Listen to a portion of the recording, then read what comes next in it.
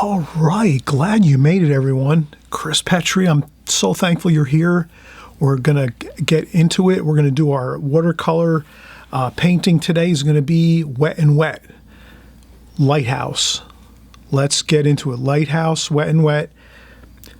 I'll tell you what, watercolor painting is great for the artist because it's got so many limitless techniques and approaches. You're just guaranteed success no matter what you do. Other mediums, I have to say, are definitely more challenging, more difficult. If you're here and you're doing watercolor painting, you've picked the right medium to paint in and do your art in, because it's just a great, and I'm going to show you how great it is. So here, take this tip. I got a tip from a great professional watercolor artist one time who told me 60% of watercolor is just letting the watercolor paint and water do the work for you. So there you have it. You only have to do 40% of the work. 60% of the other portion of watercolor painting is done for you. You just have to let it do its own thing. Let's watch it happen right now. Okay, so now I went back to my library of books, and here we go. I picked out a beautiful lighthouse picture. I love lighthouses and lighthouse scenes. Always have. My first watercolor painting was a lighthouse when I was 10 years old. My mom helped me make it, and I'm eternally grateful to my mom. She got me started in my watercolor painting journey a long time ago, even though I left it behind for many, many years and didn't start back up again until I was probably 40 years old, I guess, but whatever. Hey, it works for me. Okay, here we go, lighthouse. You could pick any lighthouse picture you want. I went online and looked up this one. This one's Tarpaulin Cove Lighthouse. And this is in Massachusetts. This picture's from 1818, actually.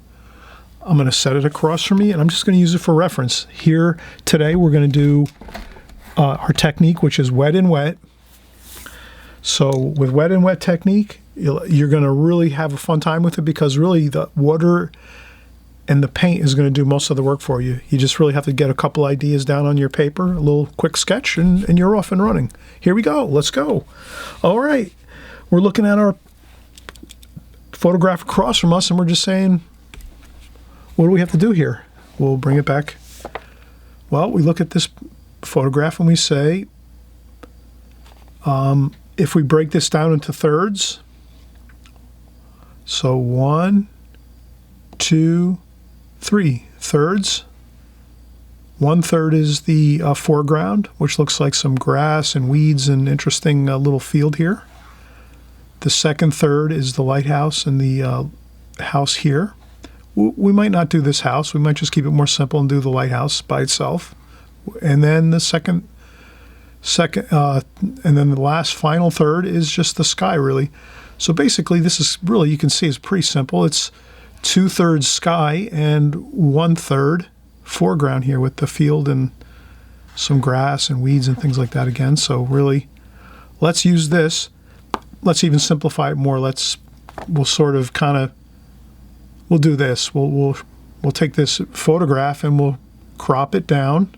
Again, use cropping. Use cropping all the time as an artist. Always think of that. You always want to crop things. If you're doing reference material, crop it down, make it easier.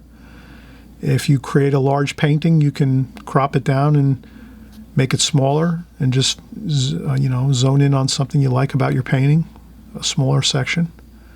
So I'm big on cropping things, just like a photographer. Photographers crop all the time.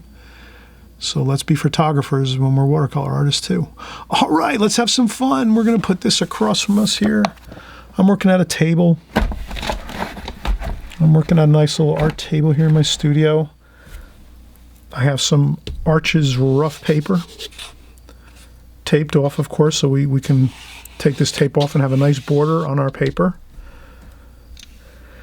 And my board's probably like a 20% angle, very little angle. Just a little bit of angle so that the water does kind of trickle down a little bit on my paper like this way. And that's it. Then we have our palette. And I meant to say, hey, If you like this video, hit the like button. Even if you can't, hit the like button now, because I know you're going to like it. So just do it now. Come on. All right. All right. So this is another, you can look up one of my videos. Just look up Chris Petri, My Palette. If you look up Chris Petri, My Palette, you'll see all the colors I use. That's all you have to do. It's so simple. You just get your colors the same as I have. And then whenever you're working and you're doing paintings that I'm working on my channel, you just use the same colors and you'll just memorize them eventually. And then you'll just be able to, you won't even have to think about it. You'll just know right away what the colors are when you're watching the videos. Okay, here we go. We said 1/3. 1/3. Let's use a marker.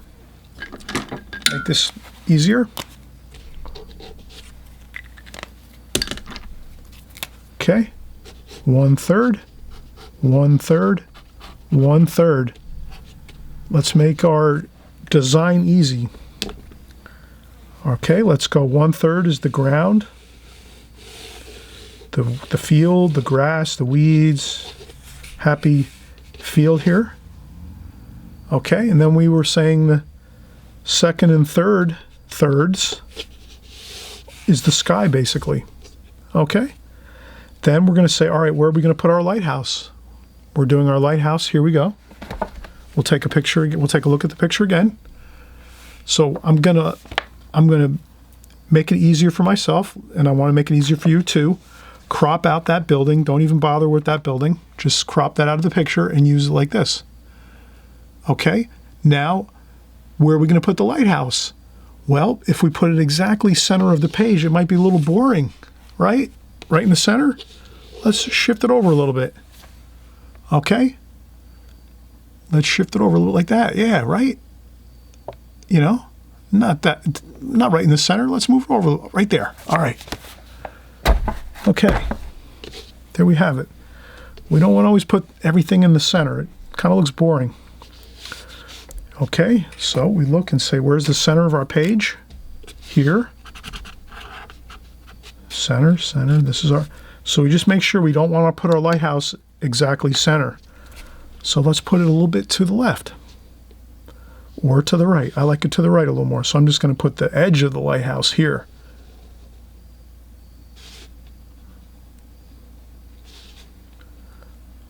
Okay.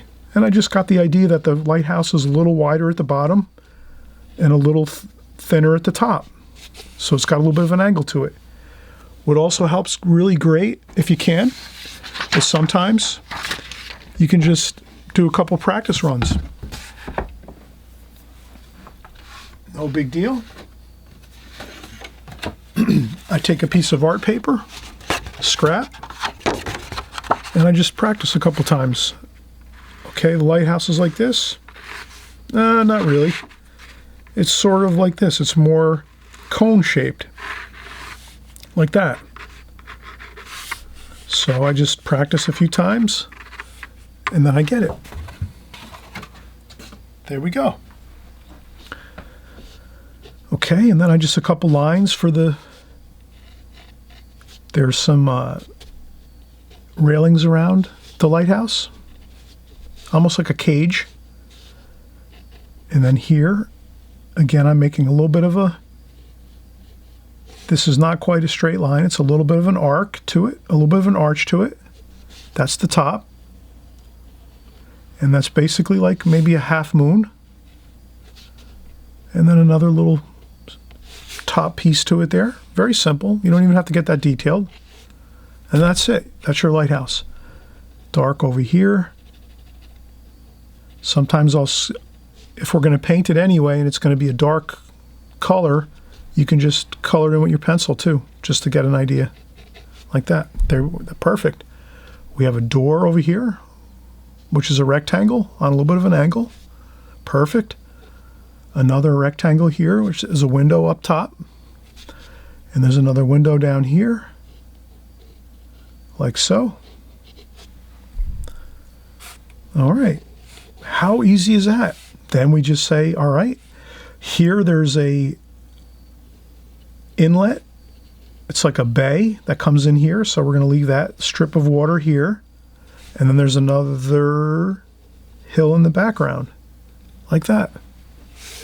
And then for whatever reason, it kind of gets thinner here.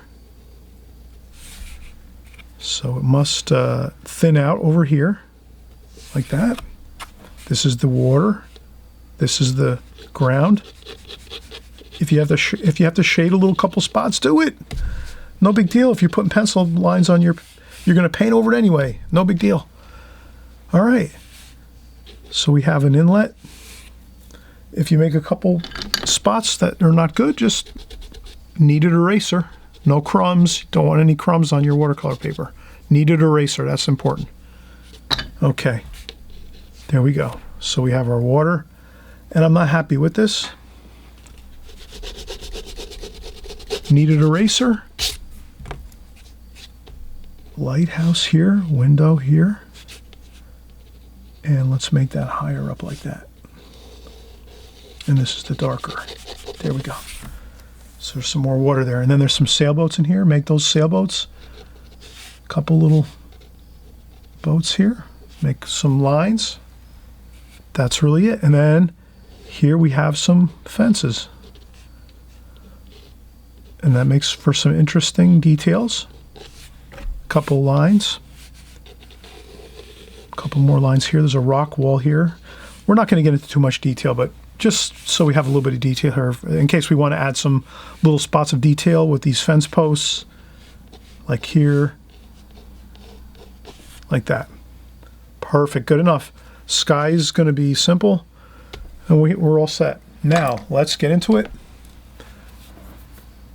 We're going to use plenty of fresh, clean water with a square brush. This is a Recab Pure Ox Israel. So this is the my square brush here. And then we're just going to add tons of water. We'll go with just lots of water. Flood the paper. Flood the paper with water. Brush it on there, nice. Have fun with it. Have fun putting the water on the paper. That'll get you really prepped to do your painting. You're going to have fun with this. This is a simple painting. You're going to let the paint and the water do the work. And you can just have fun. The painting will create itself. Woohoo! We're having a good time. Look at that. Lots of water. Flood the paper with water. Just let it go on there. Don't worry. Don't worry. Nothing's going to happen with lots of water. It'll make the painting better. Look at that. Okay. And then another coat. One more. Flood the water paper. There we go. Lots of water. All right. Now the paper is thoroughly soaked. Paper towel, and then you just give it some time, let the water run down. The water's going to run down naturally because we have a little bit of an angle to the paper on the table here. So have a little bit of angle to your paper. Don't leave it flat, totally flat. Let it angle a little bit. Prop your paper up, or your sketchbook, whatever you use to paint. Keep a little bit of an angle on it, going towards you this way. Okay, I'm just going to wipe up the excess water that's flowing down the paper, and we're almost ready to paint. So I'm going to wipe up the excess water that was on there.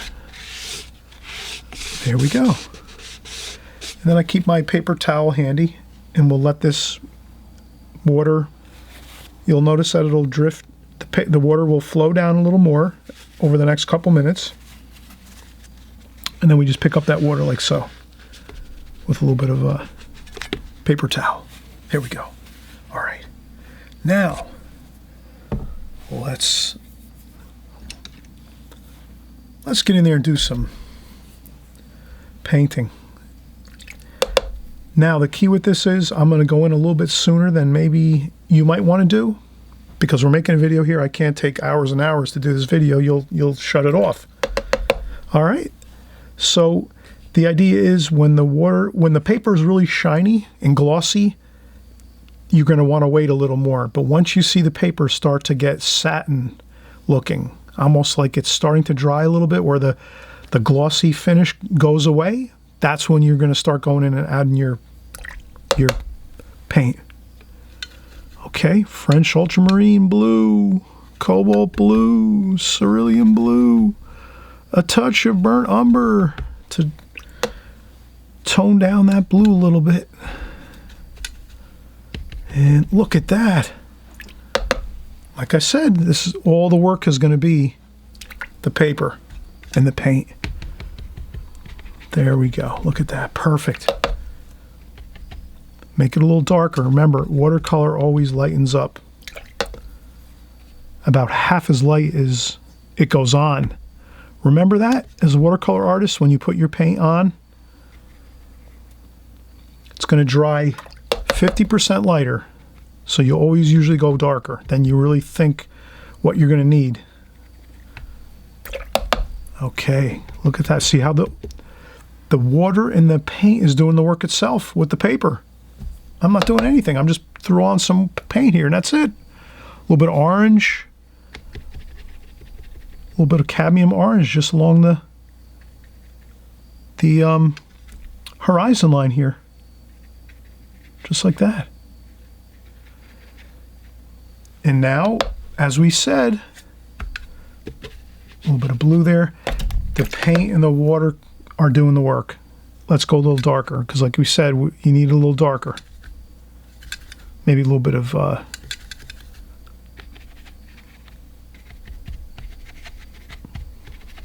there we go. Make it exciting.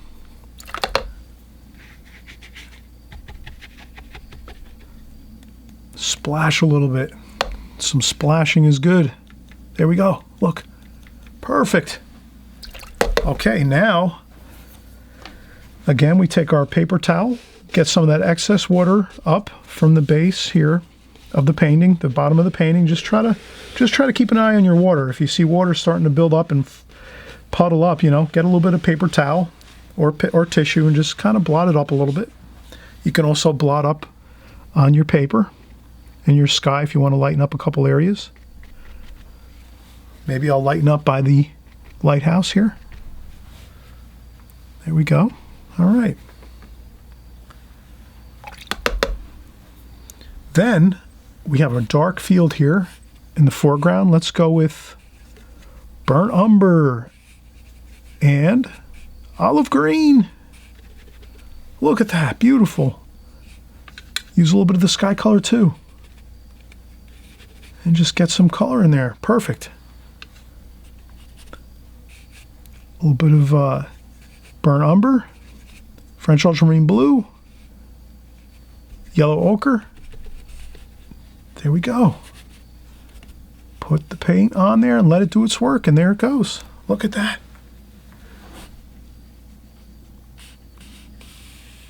There we go. Perfect.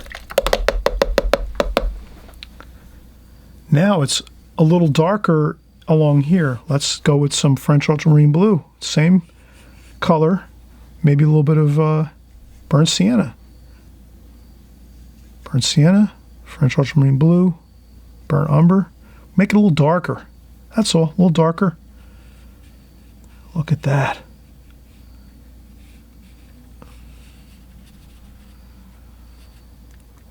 Perfect. So we're just adding a little line in there. A darker line of rocks. There's some rocks here. And some darker grass and weeds and things. So we make that a little darker. Perfect. Let that be. Now, we're looking good. Let's let that do its magic. You can blot up a little bit if you think you want a little bit lighter. This will dry a lot lighter though. Guaranteed that this is going to dry lighter. This always dries lighter.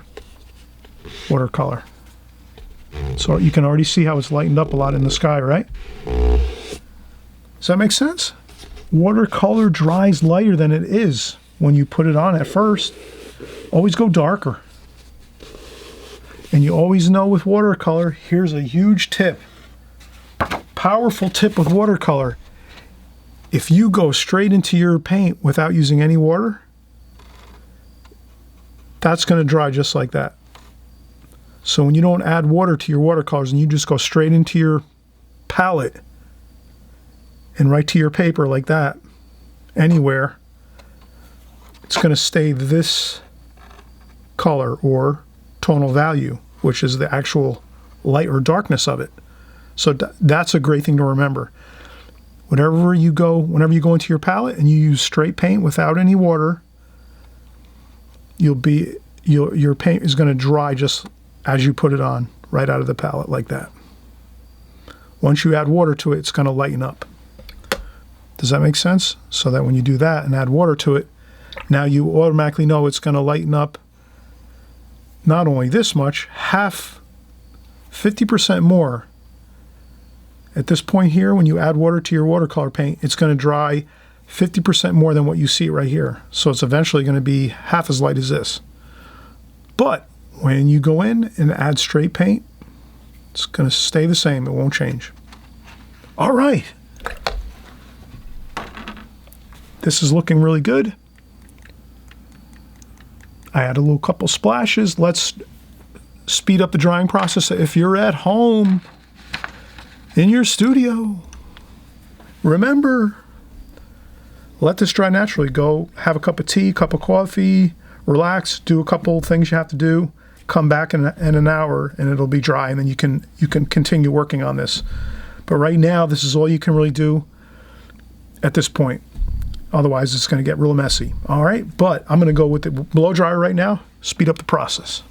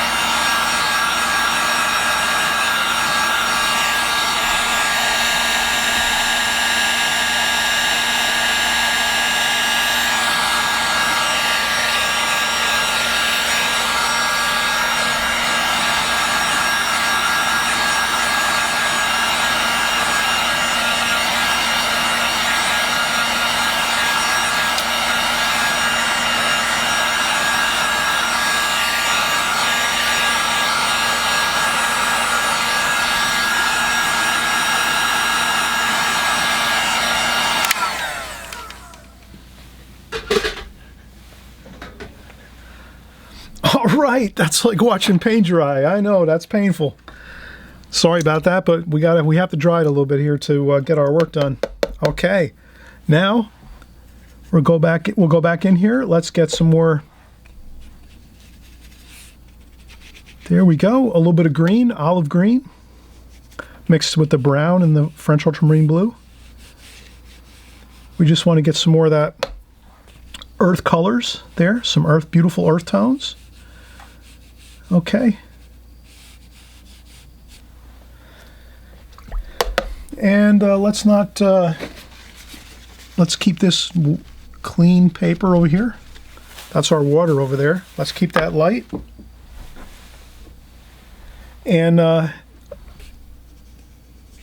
there we go. Look at that. Looks beautiful with the earth colors here, the browns and the blues. We mixed the, burnt umber, French ultramarine blue, a little bit of burnt sienna. We used some yellow ochre. Made our nice, beautiful earth colors over here, and then a little bit of olive green mixed in there too, and then more olive green here. So we use more olive green here in this grassy area, and that looks really nice. And then we'll splash a couple splashes, and then let's use that olive green too over here in the sky. There's a little bit of a shadow here. Okay. That is the light. So let's just add a little bit of that olive green over here to this side. So remember, put your light insignia whenever you're working. Light's coming from over here. So put your light insignia whenever you work so you know where your light's coming from. So this one way when you're working and you're trying to get some shadows in there, you have everything all set, ready to go. Look at that. Okay, just that little bit of subtle,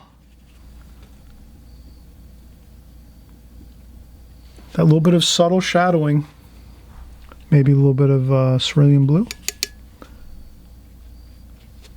That subtle shadowing on the lighthouse gives it form and shape. Just like that.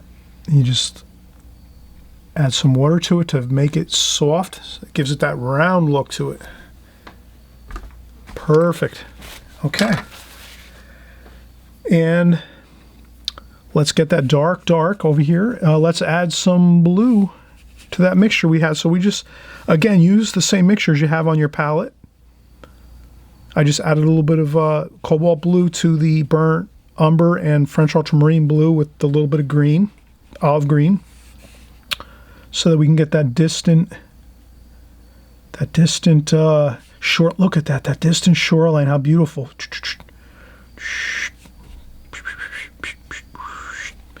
Perfect. Look at that.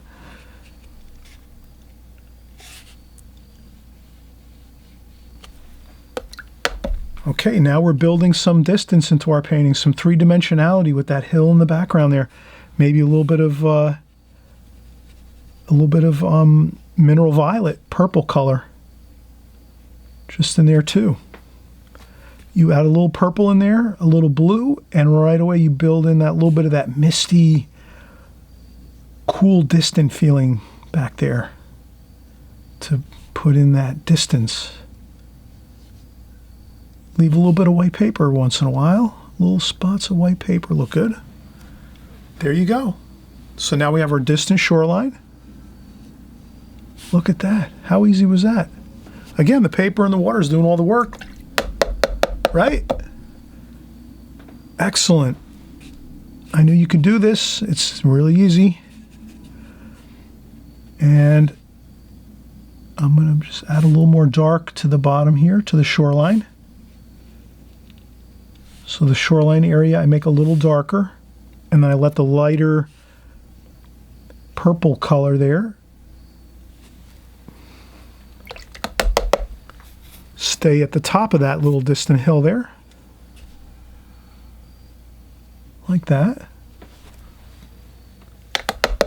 We're almost completed. The only thing we have to do now is do some details to the lighthouse, and we're all set. Was that not easy? Okay, for some of our details here, we're going to go to our needlepoint brush, and we will just get our darks. We're going to mix up some darker darks. Now, when you mix up your darker darks, again, I said this before, this is another big tip. When you're going to mix your darkest darks for your final details in your painting, you want to go with almost zero water and all paint from the tube. See how I'm doing this here? I'm taking this little small section and going straight in, no water, just the paint. Maybe a tiny bit of water there that's left over at the bottom of the palette here, but see that? See how dark that is? That's not going to go lighter because I'm using straight paint. That'll give you those darks you want. And then now I'm just going to do the quick. We'll do some darks here. We're going to do some fence posts here.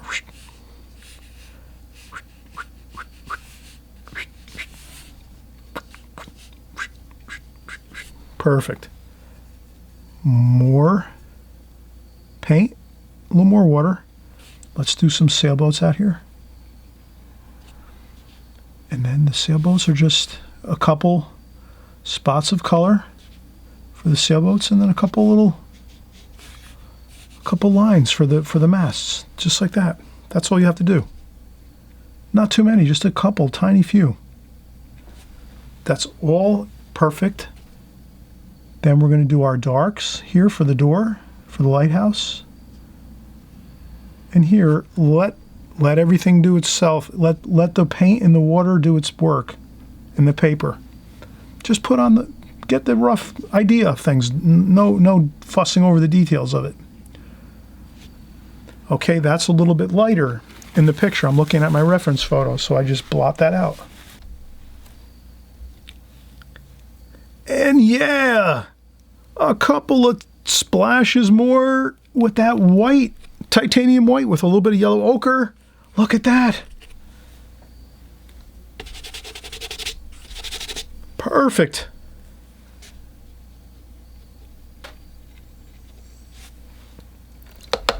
Now, for the ultimate olive green.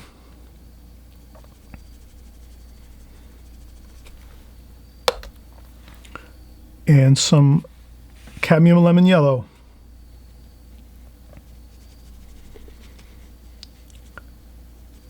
Smooth that in a little tiny bit of color, some real high intensity color in a few spots. And maybe some orange. And some cad red. High intensity colors in a few little locations on a painting like this can really make it more exciting. So I'm just doing that little bit of high intensity color there. And that really dresses it up a little bit. And then a little more green. Perfect. And then maybe, how about a little bit of some Viridian green. Some Viridian green for that water. Just to make that water a little more, to sing out a little bit. You can do that. Just a little bit here and there.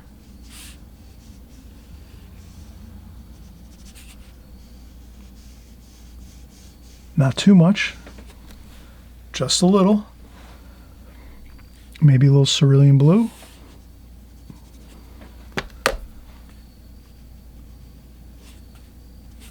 Some more cerulean blue. Again, what I'm getting at here is add just the tiniest bit of high intensity colors to a more limited palette style painting, which is really what we did here.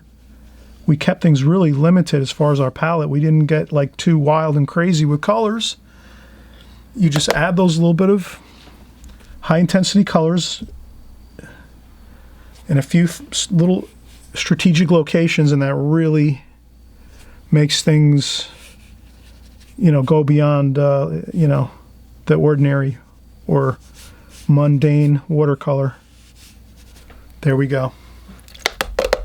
And then here, since we have used quite a bit of color, I would go in and get some of that green and just put some green in the sky a little bit to harmonize everything, because that green really ties in with these earth colors down here. So that might be a little bit like you're thinking, that might not be a good idea maybe, but you just put the little bit of that green, olive green in the sky, and maybe even a little bit of the burnt umber.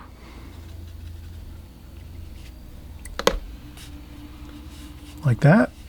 Just the very most minimal amount, and it ties the whole painting together in one cohesive, harmonious composition, which is what you want,